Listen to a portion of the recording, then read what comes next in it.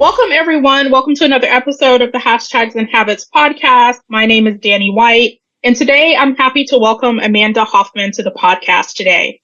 Amanda is the CEO and co-founder of Go-to-Market, a women-owned branded merchandise business that's looking to revolutionize how the world handles swag.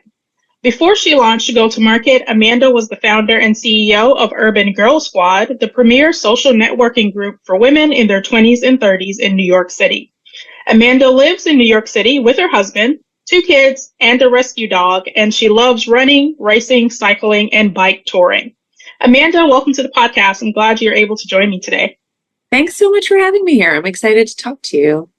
Cool. Well, can you share a little bit about your story, your background, how you got to the space of founding Go-to-Market, and kind of what inspired you to revolutionize the branded merchandise industry?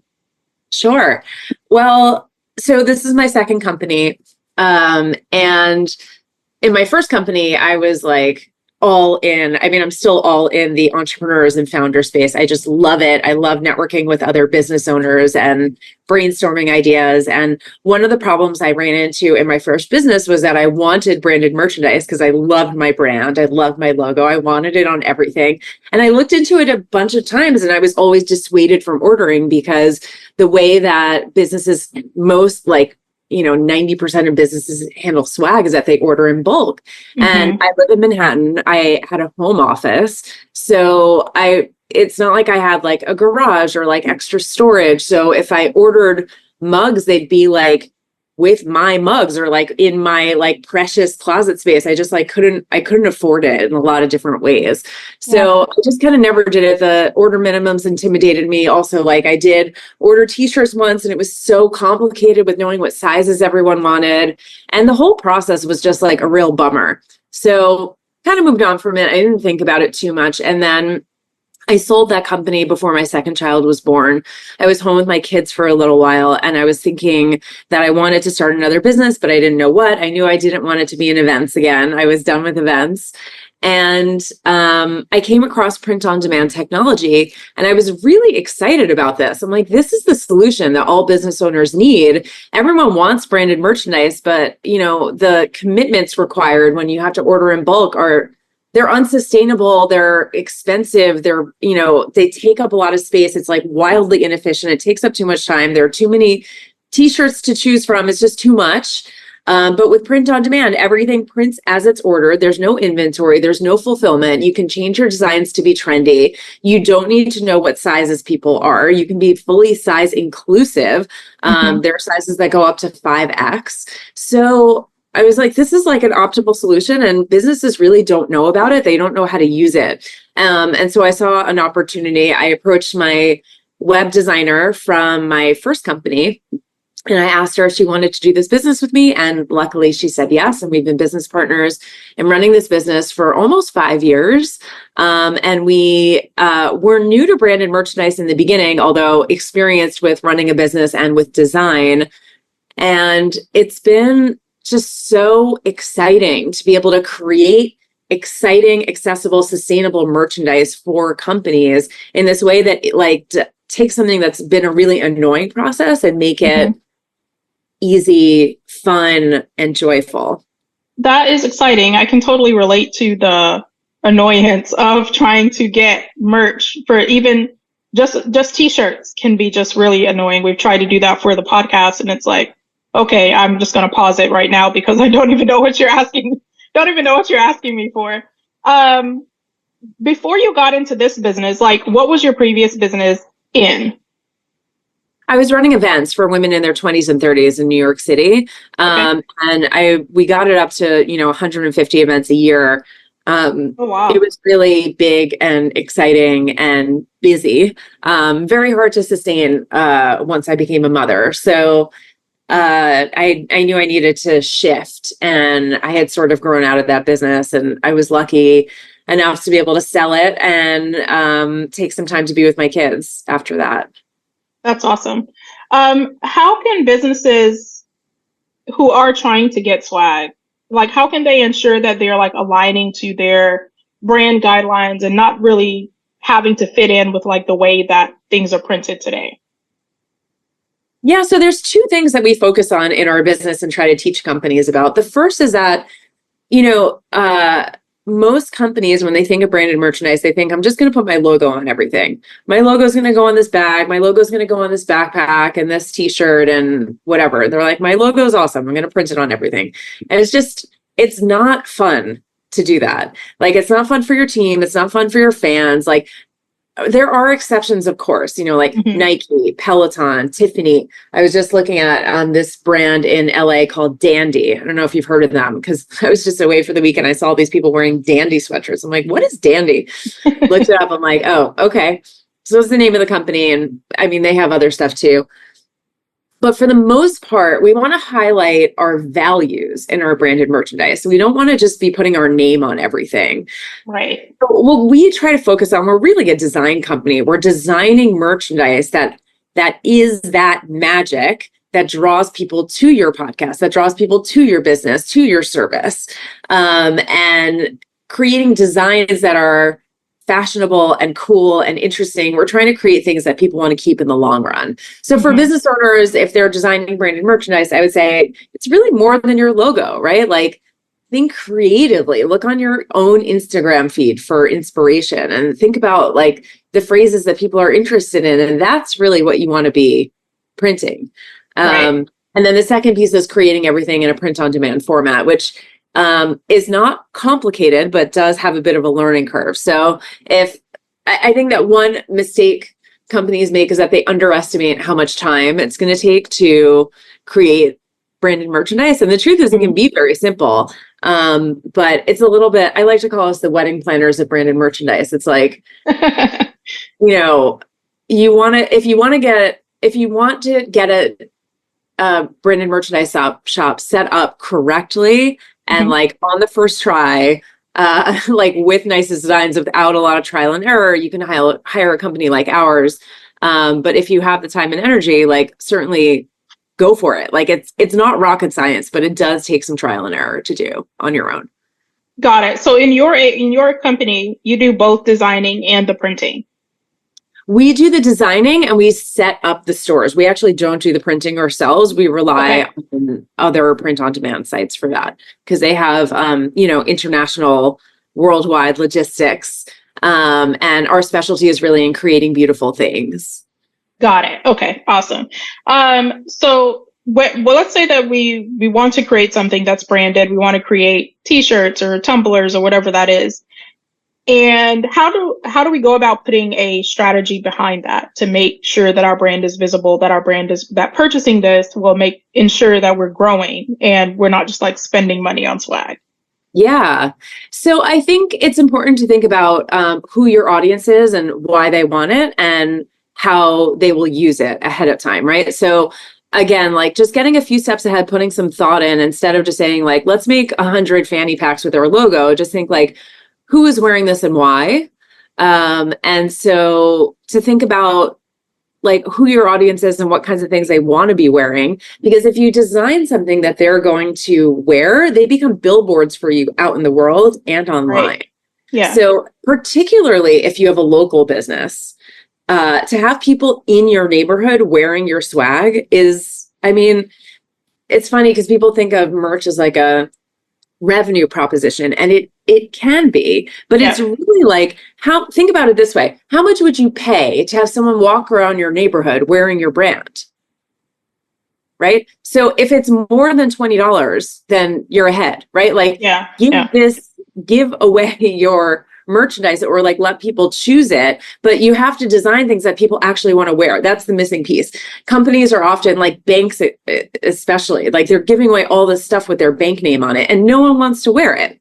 Yeah. So if you design something that's cool and you give it to people who like it matches their aesthetic, then they're going to be representing your brand in the real world, which is invaluable, I think. Right.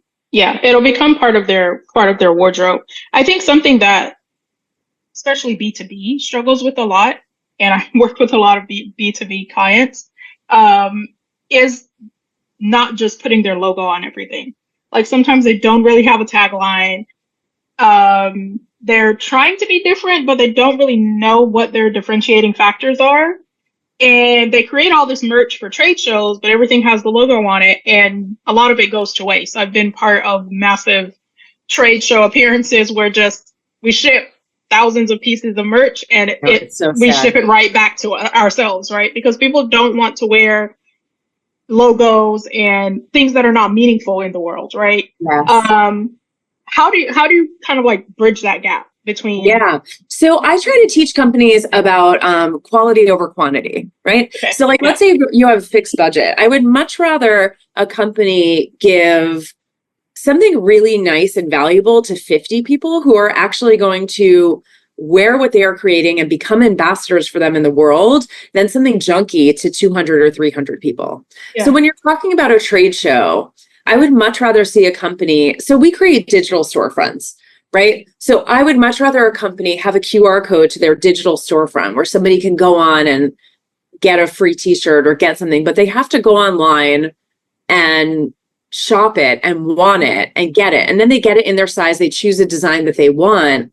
And it's in some ways more expensive, but in a lot of ways less expensive because you're not doing all this nonsense where you're printing like a really scratchy, junky shirt with a logo that like somebody might take, but they're like, I'll wear this to paint my house in it. It's like, think about merch as it's a relationship builder. You want to build a relationship with the person who is receiving your merchandise. And you're not doing that with a pen. You're not doing that with a squeeze ball. You're not doing it with something that lights up. You're doing it with something that like they can relate to, that like speaks to them, that brings them some kind of joy, right? Mm-hmm. Like we live in a world where people can buy anything they want, like super custom to them and have it within days.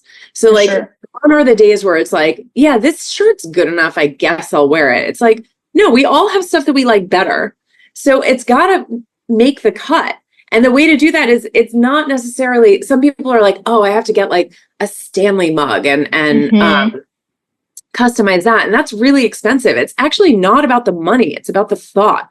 If you design something that's like cool and interesting, it doesn't need to be $100 item, right? Like you could make a t-shirt that's like trendy, right? Like a crop top or something oversized, something that's like people want to wear now, and do it in a style that makes sense. Make your logo a part of it, but make it small. Put it on the sleeve, put it on the back, make it look and feel like your brand without screaming like, I'm a logoed shirt.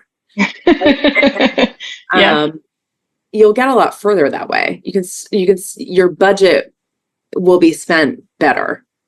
Absolutely. I definitely agree with that. When people feel comfortable in wearing something, like they will wear it all the time. And not just like as a gym shirt or as a shirt to sleep in or something like that, right? They'll wear it out and be proud of it.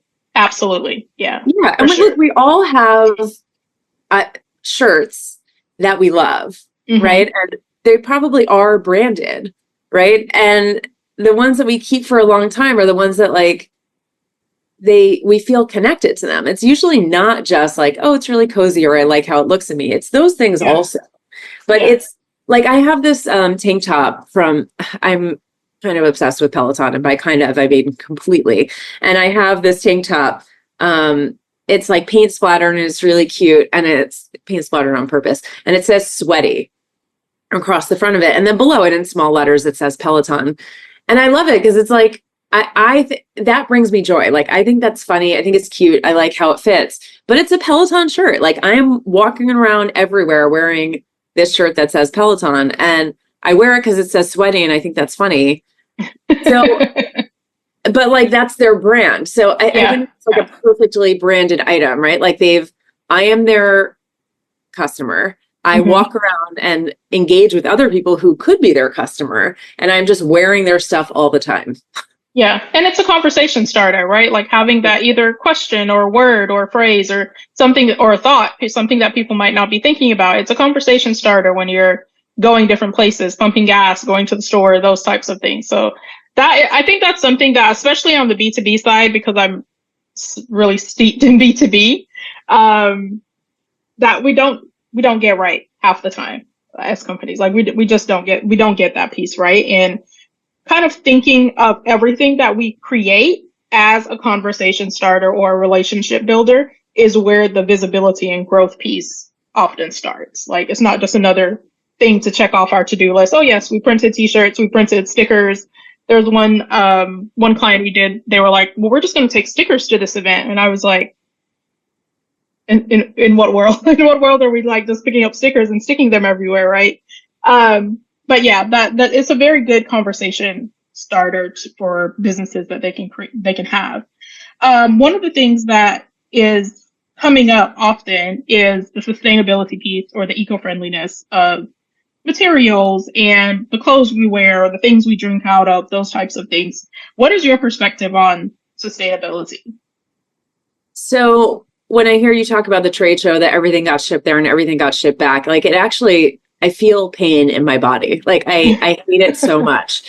And I hate how much waste there is in the world when I see just massive amounts of printed items that you just know are going straight to the trash, straight to Goodwill, all the sizes that are not being picked up, all the people who have the wrong size thing that they wear for a day and then it's just gone. It's just incredibly wasteful of resources, materials, time, and money. It's just very inefficient.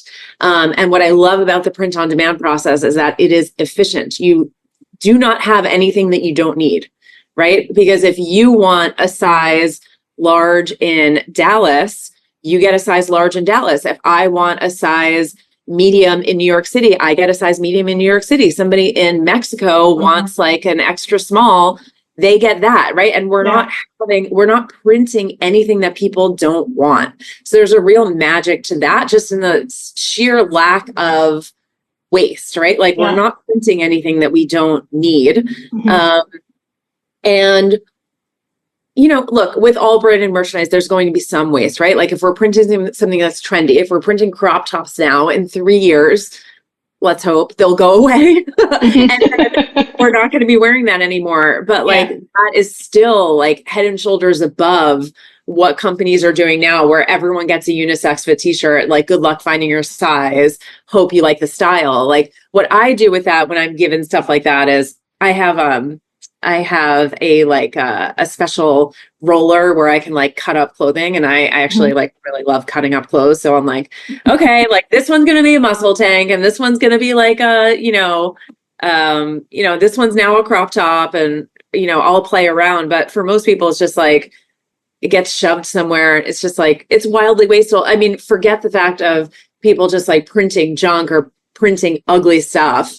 It's just, even if you're printing nice stuff, you are definitely printing too much because you want to have enough for everybody, right? And you want to have enough variety. So just the print on demand process is important to me. You also mentioned sustainable materials, and you have the choice of that in print on demand as well. So you can choose an all organic line. You can choose made in America. You can choose recycled materials and things like that. So you have all of that available there as well.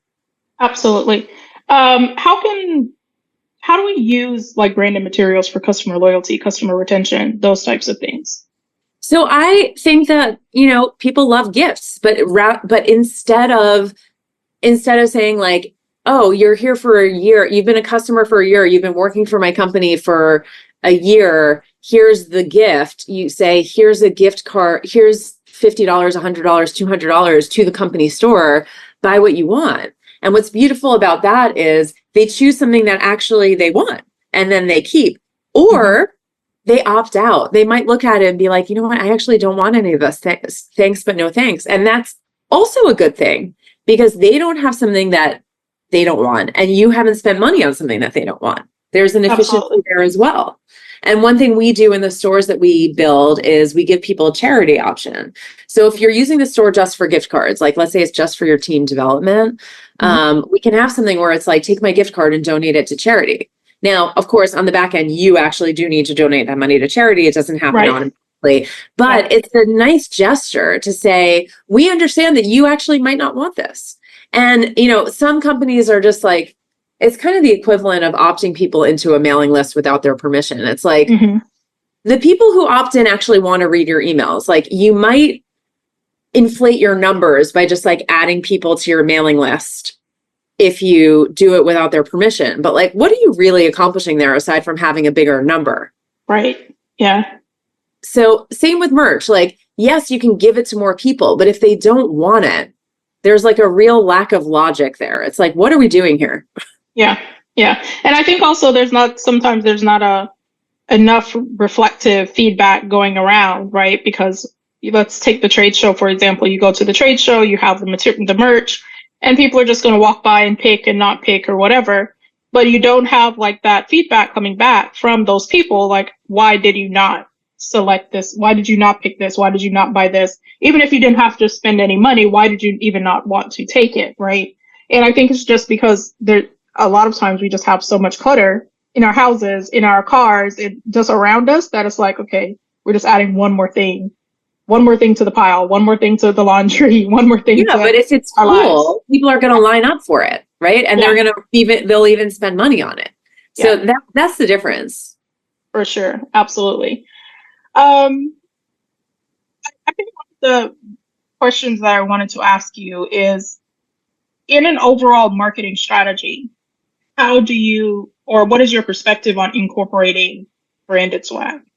Let's say that we have an omni-channel type of like, okay, we're doing email, we're doing events, we're doing social, all of those things. How do we incorporate a branded piece of anything into that strategy? Yeah, well, I think it fits beautifully into all of those things that you mentioned. One of the ways that I like companies to use branded merchandise is to highlight their values on social media. So if you're in a crowded space, like let's say you're a coach, you're a consultant, you're in operations, you're in marketing, I think coaches, especially authors, podcasters, all of that, you're saying your message, but like, for example, I'm wearing a shirt right now that says Merch Mentor, and everything that I wear when I'm doing anything work related says something clever about merch. It's love your merch, peace, love merch. And the whole thing, like these words and the visual design of these items reflect everything that I'm about. So even if you're just scrolling through, or like every time you see my face, you're like, Amanda, merchandise, Amanda, merchandise, Amanda, merchandise. It's just those two words become glued in people's heads again and again and again. And if you're a coach and you're all about alignment, or you're all about work-life balance, that is what you want to highlight in your merch in a way that's cool, so that people know like, oh, she's the work-life balance coach. And like, I see that again and again and again. And so, as a way for people to better understand what you do, because even though you said it 100,000 times, people still need a reminder of what it is you do as a business. For sure. Yeah. Over and over again. Merchandise really helps with that. So like I would say, as a part of your social media and marketing strategy, that's a big one. Also like content generation, like your merch is great for content generation. You show yourselves wearing it. You show other people wearing it. You reward people with it. It's like, it's a loyalty gift. It's a community building gift. It's a new baby, new wedding, new house, whatever gift for like people on your team, for partners that you have. You just like want to spread it like seeds, and hope that the grass grows from it. Love that. What is your one thing that interests you most in the field of branded swag? Like, what's the thing that you do regularly? You mean, what do you mean the thing that I do regularly? Like in your field of what you do, like what's the thing that interests you the most? Like keeps you going, you do it regularly, like it's come part of your routine in your business.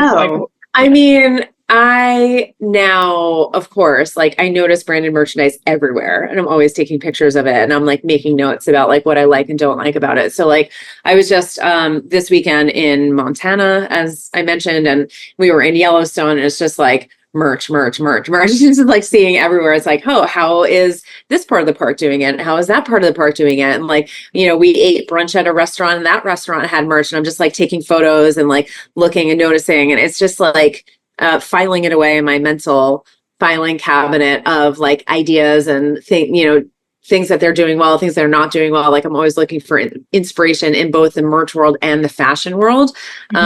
So I find that to be pretty exciting, but I very much like to do it in person. I don't like to do it on Instagram, because I like to see like what are actual real people wearing. So, I live in Manhattan. I'm able to see like what the people of New York City are wearing, which I think is a pretty good proxy. of what's awesome. Very cool. Very cool. This has been a really good information session about branded swag, because I think we get it wrong. Like we just don't do it very well sometimes as business owners. So I think this has been very informational, just aligning your goals to your swag, making something that's creative that people would love to wear, and incorporating that into your business. For people that don't want to do it themselves and want you to do it, or someone like you to do it, how can they reach out to you? How can they consult with you? Well, we would love to talk to any of your listeners who want to learn about how to do this. Our website is go-to-market.studio. Our Instagram is go-to-market-studio, or you can find me on LinkedIn and message me there. I am Amanda Hofman with 1F. And I would love to talk to anybody who wants to talk about branded merchandise ideas. Awesome. Well, that sounds great. Go-to-market.studio is the website, and Amanda Hofman, 1F, on LinkedIn.